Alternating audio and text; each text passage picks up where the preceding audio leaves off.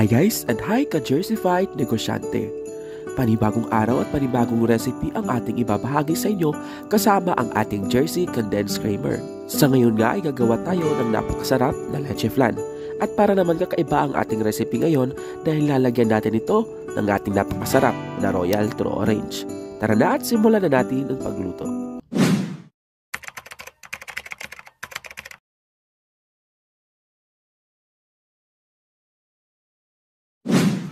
At para sa ating unang procedure ay gagamit lang tayo ng ating Royal True Orange. Subuksan muna natin ito. Pwede kayong gumamit yung nasa bote o itong encan. Pagkatapos, ilipat lang muna natin dun sa ating pinggan. At gagamit tayo dito ng 2 buong itlog. Pang thumbnail lang yan.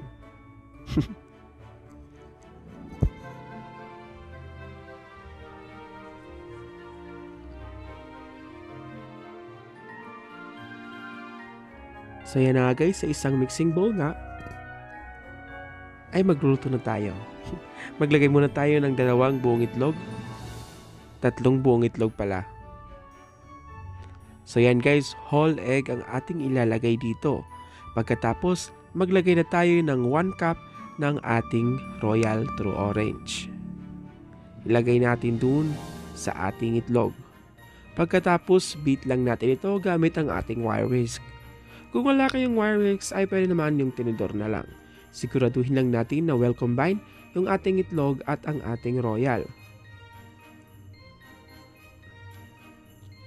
Pag nag-combine na silang dalawa, ay ilalagay na natin ang ating napakasarap na Jersey Condensed Creamer.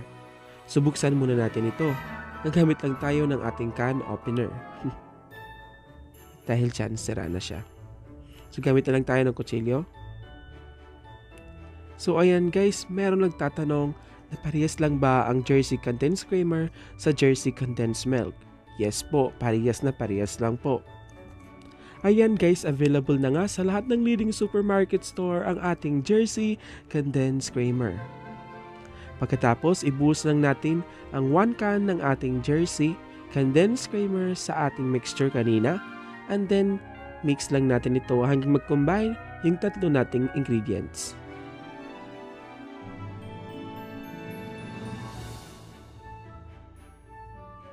At pagkatapos, para naman magbigay aroma at magbigay lasa ay magdadagdag tayo ng ating vanilla extract. 1 teaspoon lang ang ating vanilla extract para naman matanggal yung lansa ng ating itlog. And then mix lang natin ito hanggang mag-combine. Then pagkatapos, set aside lang natin dahil gagawa na tayo ng ating caramel-based syrup o mas pinasimpleng tinunaw na asukal. Ayan guys, meron tayo ditong 1 tablespoon ng ating asukal sa ating lanera. White sugar ang ating ilalagay dito. 2 tablespoon pala yon. Pagkatapos, sutuin lang natin ito sa mahinang apoy. Hayaan natin itong matunaw at huwag sunugin. Tulad yan. So pag medyo natunaw na nga, set aside lang muna natin ito. At ilalagay na natin, ibubuhos na natin yung ating mixture kanina. Siguraduhin lang natin na natunaw na nga yung ating sugar.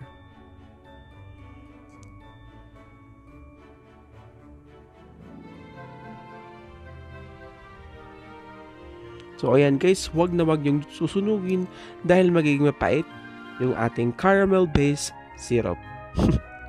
So ulitin lang natin.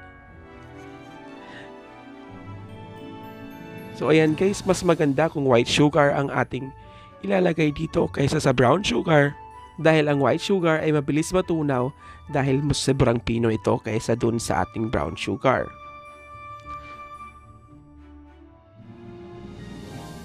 Ayan guys, kung medyo naman natatagalan ka sa ating pagtutunaw ay pwede naman dun na lang sa inyong microwave oven nyo ito tunawin. So pag medyo tunaw na siya, set aside lang muna natin ito. So inulit ko lang yung ginawa natin kanina, pampahaba lang ng airtime.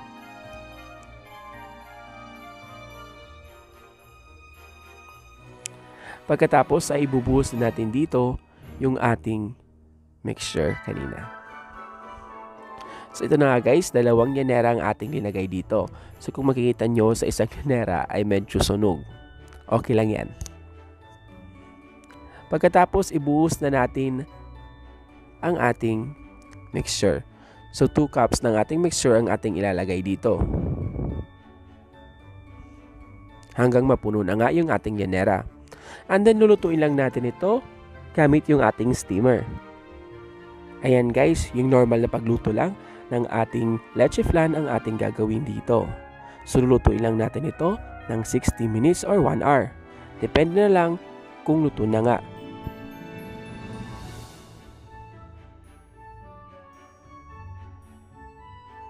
At makalipas nga ang 1 oras, ito na ang ating final output.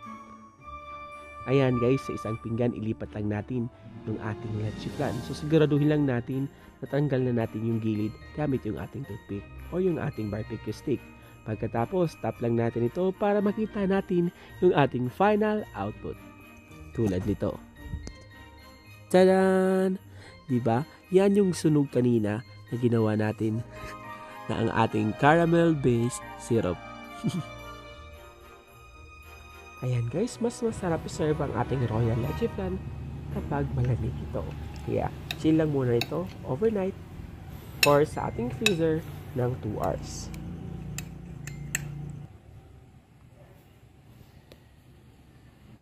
Ayan guys, bukod kanina sa ating oval na llanera, ay gumawa din ako ng ating circle. Mas maganda ito dahil konti lang para sa mga health conscious dyan at merong diabetes. Mas okay ito dahil nga, konti lang yung makakain nyo na leche flan.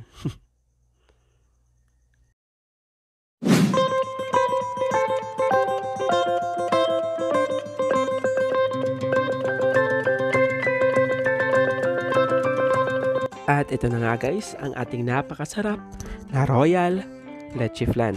Di nyo akalain na pwede palang lagyan ng royal ang ating simpleng leche flan na talagang mas lalong sumarap dahil din yan sa ating Jersey condensed creamer.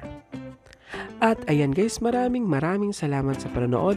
Kung meron kayong planong ibenta ito, ay pwede mo itong ibenta yung ating oval na leche flan ay pwede mong ibenta ng 50 hanggang 100 pesos. Ito namang circle ay pwede mo itong ibenta ng 20 hanggang 30 pesos. Maraming salamat sa panonood.